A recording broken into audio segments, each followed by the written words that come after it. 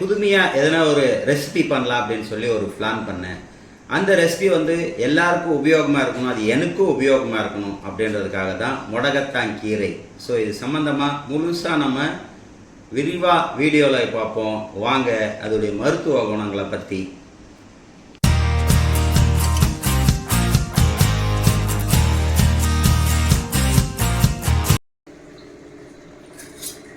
என்ன பண்ணுறோம் இப்போது நீங்கள் பார்த்துட்ருக்கிறது தக்காளி, இஞ்சி, பூண்டு, அதுக்கப்புறம் வந்து மிளகு, சீரகம், சோம்பு எல்லாமே போட்டு நம்ம இடிச்சிட்ருக்கோம். ஏன் இடிச்சிட்ருக்கோம் அப்படின்னா, இது வந்து முடக்கத்தான் கீரை. முடக்கத்தான் கீரை எதுக்காக நம்ம சாப்பிட்றோம்? மூட்டு வலிகள் இது போன்றதுக்காக நம்ம வந்து முடக்கத்தான் கீரை வந்து சாப்பிட்றோம். அது என்ன நம்மளுடைய முன்னோடிகளுடைய ஐதீகம் இது. இப்போ நல்லா இது வந்து நசுக்கி விட்டோன்னு வச்சுங்களேன், நம்ம சீக்கிரமாக வேக வைக்க வேண்டியதில்லை. கொஞ்சம் கொதிக்கும் போதே நல்லா எல்லாமே தூள் தூளாக இருக்கிறதுனால எல்லா பார்ட்ஸும் வந்து நம்மளுக்கு வெந்துடும். அதுக்காக நம்ம இப்போது எல்லாத்தையும் போட்டு இது மாதிரி பெரிய பாத்திரத்தில் போட்டு நசுக்கிறோம். ஏன்னா சின்ன பாத்திரத்தில் போடலாம், ஆனால் எல்லாமே கீழே கொட்டிடும். அதுக்காக நல்லா ப்ராடாக ஒரு பாத்திரம் எடுத்துக்கிட்டு இதை போட்டோம். ஏன்னா குடும்பத்துக்கெல்லாம் தேவை இல்லையா, அதனால தான். இங்கே பாருங்கள், இதுதான் முடக்கத்தான் கீரை. இப்போ எல்லாத்தையும் போட்டு நசுக்கிட்டு இருக்கோம். அதாவது இஞ்சி, பூண்டு, பட்டை, கிராம்பு, சோம்பு, அதுக்கப்புறம் மிளகு இதெல்லாம் நம்ம ஏன் போடுறோம் அப்படின்னா, இந்த கீரை கசக்காமல் இருக்கும். நம்ம தோசையில் நிறைய பேர் வந்து அது சாப்பிட்றாங்க, அது கசப்பாக இருக்கும், அதை டேரெக்டாக சாப்பிட்றாங்க. ஒன்றும் பிரச்சனை கிடையாது, ரொம்ப நல்லது அது அப்படி சாப்பிட்டாலும். இது கசப்பாக இருக்குது, அது வேண்டாம் அப்படின்றவங்களுக்கு இந்த மாதிரி நீங்கள் பண்ணலாம். ஸோ இது எல்லாத்தையும் போட்டு இஞ்சி பூண்டுலாம் போட்டால் உங்களுக்கே தெரியும். நல்லா எல்லாமே வந்து இஞ்சி பூண்டுலாம் பார்த்திங்கன்னா பல நோய்கள் வந்து தீர்க்கக்கூடியது. மிளகு, சீரகம் இது எல்லாமே. ஸோ கேஸ் ட்ரபிள் இது போன்ற சளி கிளி எதுனா இருந்தால் கூட இது வந்து நம்மளுக்கு கிளியர் பண்ணி கொடுத்துருவோம். அதுக்காக இதெல்லாம் போட்டிருக்கேன்.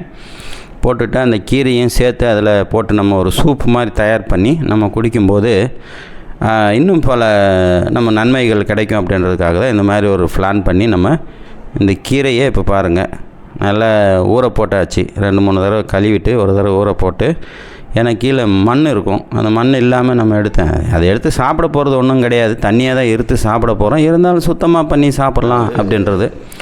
இந்த கொடிகளில் என்ன பண்ணுறோன்னா, நல்லெண்ணெய் போட்டு நல்லெண்ணெய்க்குள்ளே போட்டு அதை காய்ச்சி அதை எடுத்து ஒரு பாட்டிலில் நம்ம போட்டு வச்சுக்கிட்டோம்னா, மூட்டுகளில் வந்து நம்ம எல்லா இடத்துலையும் வந்து பூசினா நம்ம மூட்டு வலி நிற்கும் அப்படின்னு சொல்லி நம்ம முன்னோடிகள் வந்து சொல்கிறாங்க. ஸோ அதுக்காக நம்ம அதை எடுத்து வச்சுருக்கோம். அது ஒரு நாள் பண்ணும்போது உங்களுக்கு காமிக்கிறோம். இப்போது எல்லாம் தயார் பண்ணி எல்லாம் எடுத்து வச்சாச்சு. எதுக்காக நம்ம வெயிட் பண்ணுறோன்னா, அந்த பூண்டை கொஞ்சம் தட்டி விட்டு ஒரு 10 நிமிஷம் வந்து ஊற வச்சோம்னா அது சில மருத்துவம் வந்து அதிலேருந்து சில மருத்துவம் தயாராகிறதா சொல்கிறாங்க. அதுக்காக நம்ம வந்து அதை வச்சுருந்தோம். இப்போ பாருங்கள், எல்லாத்தையும் போட்டு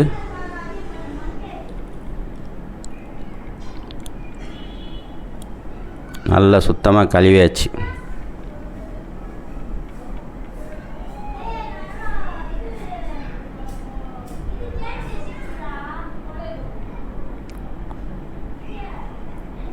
இப்போ எடுத்து அந்த பாத்திரத்தில் போட்டுருவோம் நம்ம.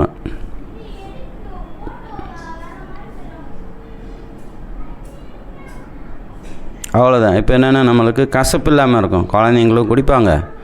அது இல்லாமல் ஒரு நல்ல சூப்பாக அது நம்மளுக்கு தயாராகுது. இஞ்சி பூண்டு நம்ம வீட்டிலையே தயார் பண்ணுறோம். நல்ல தண்ணி ஊற்றுறோம், நம்ம சுத்தமான தண்ணி ஊற்றுறதுனால நம்மளுக்கு எல்லாமே வந்து சுத்தமாக இருக்கும் உடம்பெல்லாம் நம்மளுக்கு. ஸோ இது மூலிமா நிறைய விஷயங்கள் ஆகுன்னு சொல்கிறாங்க. குடல் புண்கள் ஆற்றி விடும்.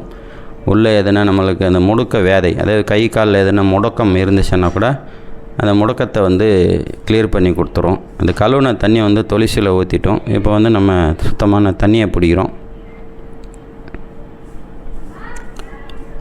பிடிச்சிட்டு நம்ம நீட்டாக எடுத்து அந்த பாத்திரத்தில் ஊற்றி, ஏன்னா எல்லாருக்குமே தேவை இல்லைங்களா, பெரியவங்க சின்னவங்க எல்லாம் இருக்கிறதுனால எல்லாருக்குமே நம்ம அதை கொடுக்கலாம். நம்ம இது மட்டும் போடாது, இதில் வந்து உப்பு போடுறோம், மஞ்சள் போடுறோம். தயார் பண்ணுறது பார்த்திங்களா எப்படி இருக்குதோ, நீட்டாக சுத்தமாக இருக்கணும். ஒரு பெரிய பாத்திரத்தில் நம்ம போட்டிருக்கிறோம். ஏன்னா அது கொதிச்சா கூட வீணாகாது நம்மளுக்கு. 10 வச்சாச்சு, சூப் தயாராகிட்டுருக்கு. இப்போது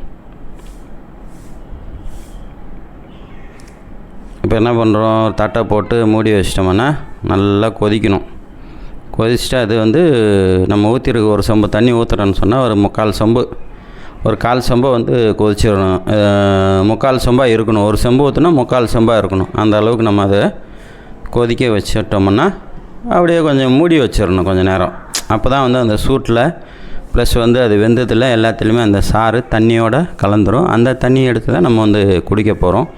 இதனால தான் நமக்கு மூட்டு வலிகள், சளி, இருமல், மலச்சிக்கல், மலச்சிக்கல் இது போன்ற எல்லாத்துக்குமே நம்ம சுக்கு போடுறோம், அதாவது இஞ்சி போடுறோம், மிளகு சீரகம் போடுறோம், ஜீரணமாகிறதுக்கு உங்களுக்கு சீரகம், சோம்பு எல்லாம் போடுறோம். காரத்துக்கு வந்து நம்ம மிளகு போடுறோம், அதில் இஞ்சியும் கொஞ்சம் காரமாகவும் இருக்கும், நம்மளுக்கு பூண்டு போடுறோம். ஸோ இதெல்லாம் போடுறதுனால என்ன ஆகிடுதுன்னா உங்களுக்கு எதுனா சளி, இருமல் எதுவாக இருந்தாலும் அந்த மூட்டு வலி, அந்த மூட்டுகளில் எதுனா மூட்டு பிடிப்பு இருந்தாலும் இதெல்லாம் விலகி நம்மளுக்கு சுத்தமாகிடும். நல்லா கொதிக்குது பாருங்கள்.